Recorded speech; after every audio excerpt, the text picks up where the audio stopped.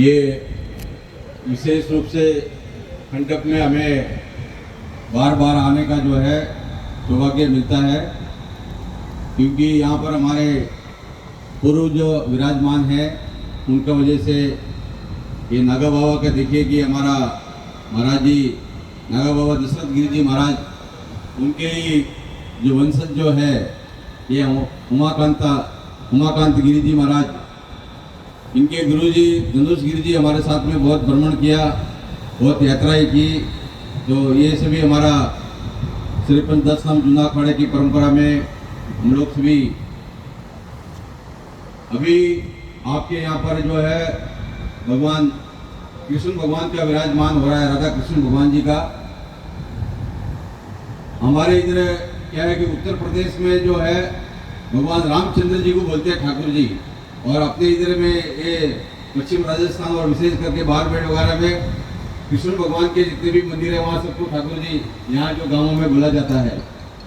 वो सभी भगवान तो क्या है कि कृष्ण भगवान हो चाहे अपने रामचंद्र भगवान हो, तो विष्णु भगवान के अवतार के रूप में है। अभी हम लोग मंदिर में गए तो वहाँ पर देखा कि एक गरुड़ जी का स्थान बनाया हुआ है। तो हम लोग बोला कि भाई गरुड़ जी का जो स्थान होता है वो विष्णु भगवान के लिए होता है। और ये हमेशा से आप लोगों का ये इतना कि हमारा इधर पूरा चेतना आपके अंदर में बहुत बड़ा चेतना है, एक गांव में बहुत शक्ति है। कोरोना के समय में हमारे नागा बाबा का आशीर्वाद से, भगवानों का आशीर्वाद से, हनुमान जी का आशीर्वाद है, रामदेव जी का है। तो देखिए कि यहाँ पर कभी भी वो कोई भी कोरोना नहीं हुआ, किसी को भी हुआ जी है, किसी को हुआ, गांव में कभी नहीं हुआ। ये हमारा अभी हम गुरु भाई से पूछ रहे थे उमाकांत गिरी जी से कि यहाँ पर जो धार का परंपरा रहती है तो क्या है, तो इन्होंने बोला पंचगव्य। तो पंचगव्य क्या है कि बहुत बड़ा चमत्कार। एक तरह से हमारा वैदिक सनातन हिंदू धर्म में हम कोई भी शुद्धिकरण के रूप में अपने को किसी को भी शुद्ध करना है तो पंचगव्य, जो बड़े बड़े विद्वान ब्राह्मण पंडित मान लीजिए कि कभी कोई यज्ञ अनुष्ठान करते हैं तो पहले वो चरणामत के रूप में पंचगव्य को ग्रहण करते हैं।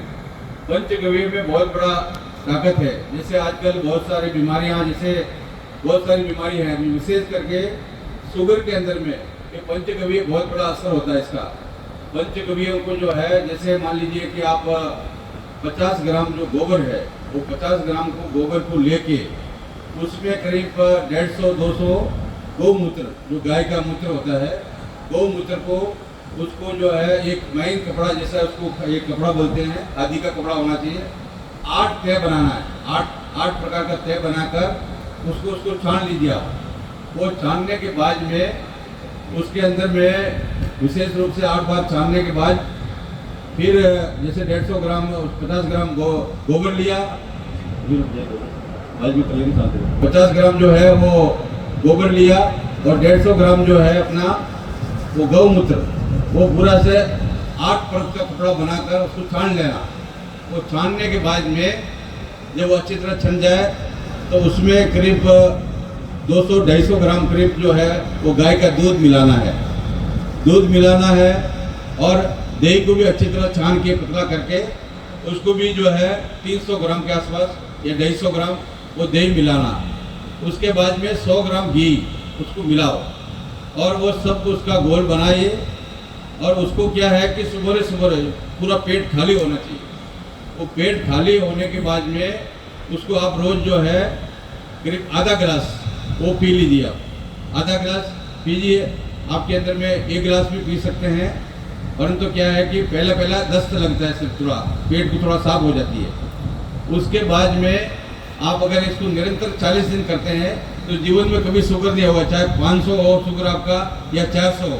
ये मैं प्रयोग किया, मेरे को 500 शुगर रहती थी, तो मेरे को किसी ने वैद्य ने बताया तो मैंने प्रयोग किया। अब 15 साल हो गया मेरे को, कभी भी 120 से 125 से शुगर बढ़ता ही नहीं है कभी। तो ये पंचगव्य का बहुत बड़ा चमत्कार। तो पंचगव्य के अंदर में ऐसे ऐसे जो है शक्ति है। जैसे अपना बहुत सी चीज़ें ऐसी होती है कि सूक्ष्म रूप से, जैसे मान लीजिए कि आप बोला भाई जो बिंदु है, बिंदु में सिंधु है, समुद्र जो है वो एक बिंदु में भी हो सकता है।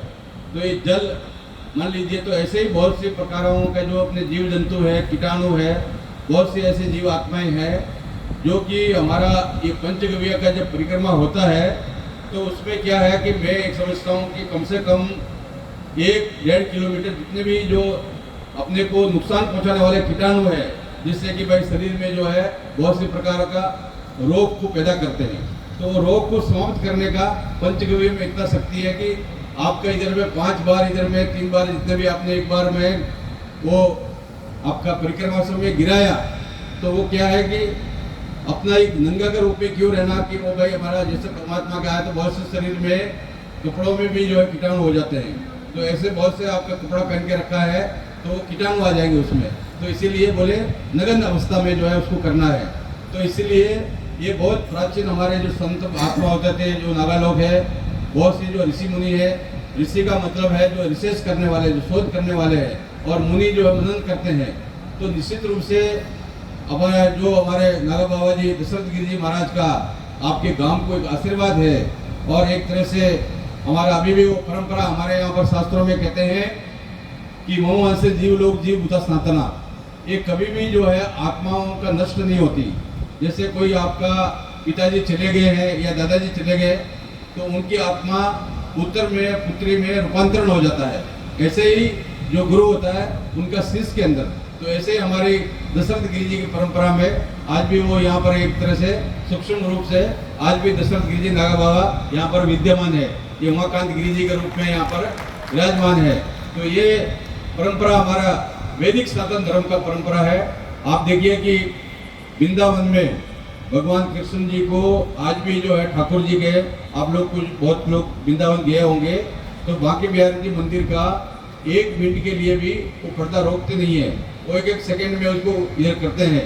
तो बोलते हैं कि आज भी वहाँ भगवान का विग्रह जो है, भगवान वहाँ पर विराजमान है, और वो जो है फिर 1 मिनट को लगातार भगवान को आपसे देख लेते हैं, तो बोले भगवान उनके साथ चले जाते हैं। ऐसे बहुत से वृंदावन के आसपास बहुत से गाँवों में उदाहरण है कि भाई यहाँ पर जो है भगवान जी आए थे, जैसे हरिदास जी महाराज जी ने नीलबंध में उनको प्रकट किया, तो ऐसे बहुत से उदाहरण जो है वृंदावन में आपको मिल जाएंगे। जब बहुत से वहाँ पर कहानी कथाएं हैं, तो भगवान परमात्मा ईश्वर जो है वो कभी भी कहीं जाते नहीं है। मान लीजिए कि हम लोग जब मूर्ति का प्राण प्रतिष्ठा करते हैं तो उनको भोग लगाते हैं, उनको वस्त्र पहनाते हैं, उनको भोजन करवाते हैं, खाना खिलाते हैं, तो ये क्या है कि अपने रूप में ही भगवान वहाँ पर आके विराजमान हो जाते हैं।